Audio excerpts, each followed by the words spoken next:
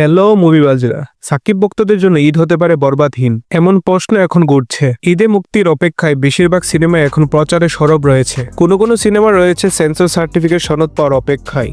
বলা যায় এগিয়ে আছে সব সিনেমা। সেখানে সাকিব খানের বরবাদ নিয়ে এখনো রয়ে গেছে শঙ্কা। ঈদের দিন যত আগাচ্ছে, বরবাদ মুক্তির সম্ভাবনা কতটা রয়েছে সেই প্রশ্ন এখন ঘুরছে। সাকিবহীন ঈদ সিনেমাকে পিছিয়ে দেবে, কেউ কেউ বলছেন ঈদ হতে পারে সাকিবহীন।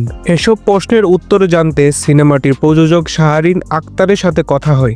শাহরিন বলেন, আমরা সিনেমাটি সেন্সরে জমা দেওয়ার জন্য 1 মাস ধরে প্রস্তুতি নিচ্ছি। সব নিয়ম মেনেই আমরা কাজ করছি। আমরা সিনেমার সব তথ্য আমাদের পক্ষ থেকে মন্ত্রণালয়কে জানিয়েছি। সেখানে মন্ত্রণালয়ের কাছ থেকে একটি ডকুমেন্ট পেলেই সিনেমাটি আমরা সেন্সরে জমা দিতে পারবো। সিনেমা নিয়ে সেই প্রস্তুতি রয়েছে, এটা নিয়ে দীর্ঘ সময় লাগছে।